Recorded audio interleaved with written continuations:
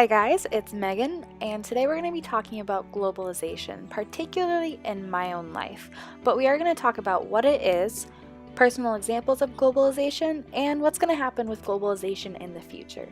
So according to the Essentials of Sociology, 6th edition, globalization is defined as the development of social, cultural, political, and economic relationships stretching worldwide.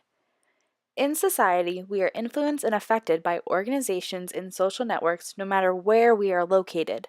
That's right, you can't hide from globalization.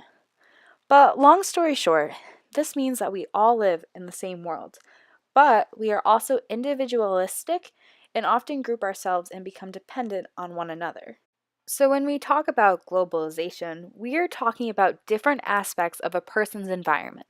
This environment includes physical, political, cultural, and economic influences. But what does that mean? Let's look at some of my personal examples to gain a better understanding. So, we're first going to talk about the physical environment. A person's physical environment often has an effect on the development of human social organization, meaning the buildings around you, the type of weather, and the people around you affect the way you personally function. So, for my personal example, I live in America, in the northeast part, which is also known as New England. I live in the state of Connecticut, and it's ranked 48th of 50 states in regards to total area, meaning it's kind of tiny. But it's also one of the most densely populated in America, and it's also one of the richest states. It has beaches and small mountains, and includes urban, suburban, and rural lifestyles. For me, I live in a suburban town, which is in between rural and urban lifestyle. We have a super Walmart about 10 minutes from me, and we also have other businesses and restaurants nearby, but we also have farms close by too. But it's not just the buildings that surround me, which is the physical environment, it's also the weather. Right now, it's springtime, so we have about a solid 12 hours of daylight, and the weather's warming up, which is super nice considering during the winter time, we have about 8 hours of daylight, and it's pretty cold and snows a lot. However, that never stops the busy lives of New Englanders or myself. Unfortunately, this past year, when the weather got colder, there was a huge outbreak of the flu, and people were actually dying from it. Not sure if it's quite the weather's fault, but it did start late 2017, early 2018, which is in the winter months, so yikes. Now we're going to look more into the cultural part of life. Culture can include communication systems, religious and other belief systems, and popular culture. So in my life, people have a variety of beliefs and religions. Some are Christians, atheists, Muslims, Buddhists, and the list goes on. In addition to that cultural aspect, technology plays a huge role in my life. Everyone around me has a smartphone, tablet, and laptop. I work with kids at an elementary school, and even them, 5, 6, 7, 8-year-olds, have tablets and they bring them to school. Those around me and myself rely on technology, and that includes the different aspects of technology such as social media. This technology we have also promotes to a busy lifestyle. People can schedule things online, shop online, and live both a virtual and physical reality.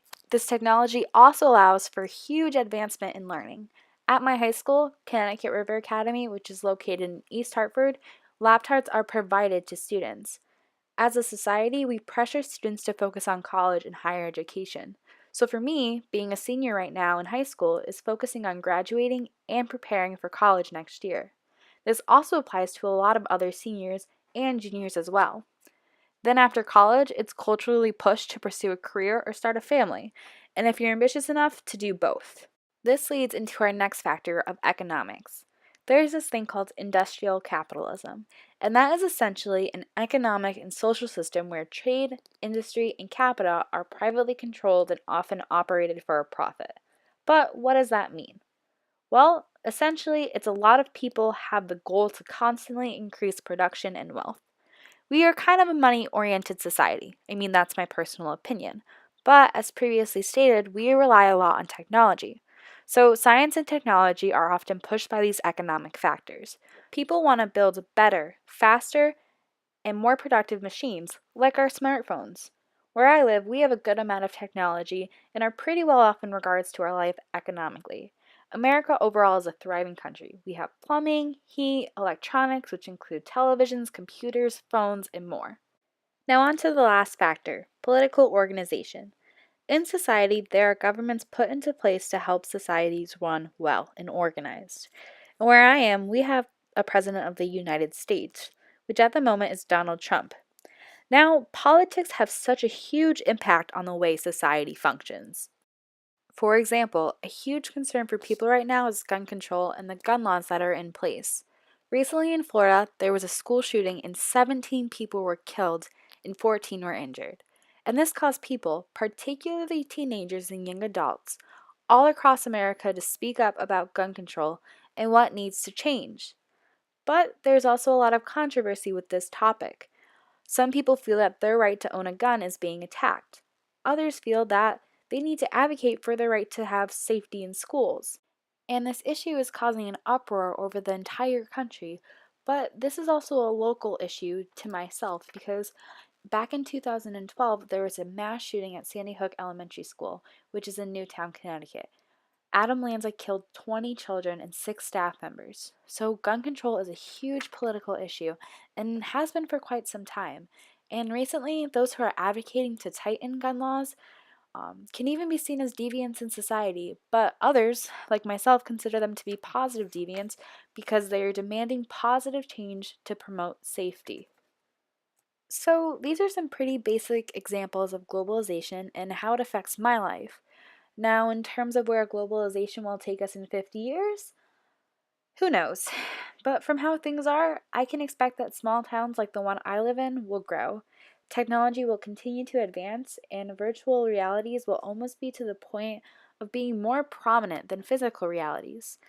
Hopefully, other countries that are poorer will receive the help they need in order to thrive, just as America thrives, and that there will be more peace within politics and violence. Now, these are more so of my opinions and hopes for the future, but like I said, who knows?